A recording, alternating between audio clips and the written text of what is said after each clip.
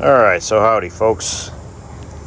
We have installed a simple tiger tail on our Honda Pioneer 1005.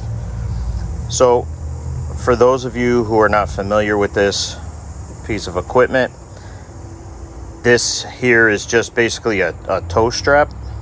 It's retractable. So this is what I like about it, the ease of use.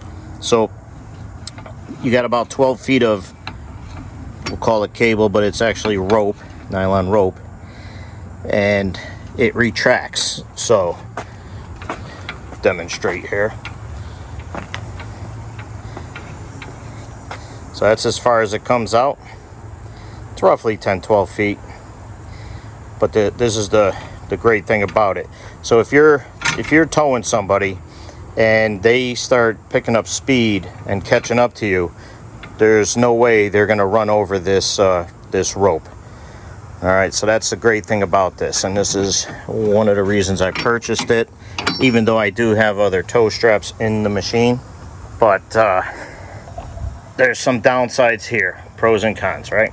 So one downside is it does stick out a little bit. It doesn't necessarily take away from our clearance.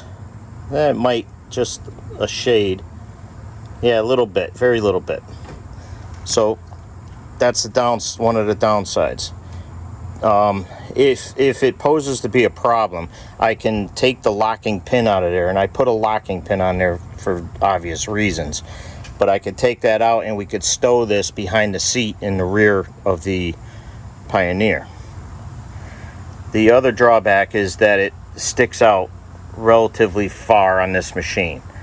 I don't think it's a big deal for the type of riding I do, but if somebody is out there rock crawling, or even if we get into some testier trails, I would probably remove this and throw it in the machine and stow it there, just for that reason, so it doesn't hit or hang up on anything.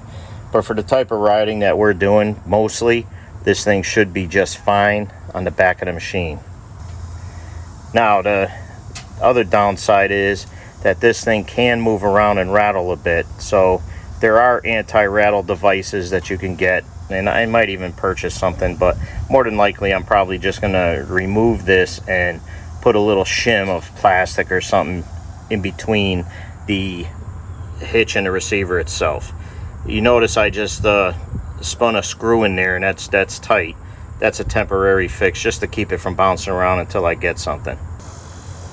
So in my opinion, I think that is one of the must-haves on one of these UTVs, side-by-sides. So the install was pretty easy. I put it in really the only position that I can do, because I had to clear the exhaust, the muffler here. I didn't want it too close to that, so the nylon doesn't get overheated or melt or anything like that. It should be plenty of clearance there. I got over an inch there. So, but the only other thing I could do is lower the entire unit, and I didn't really want to do that. I want to keep it up as high as possible. So we'll see how it goes. Thanks for watching.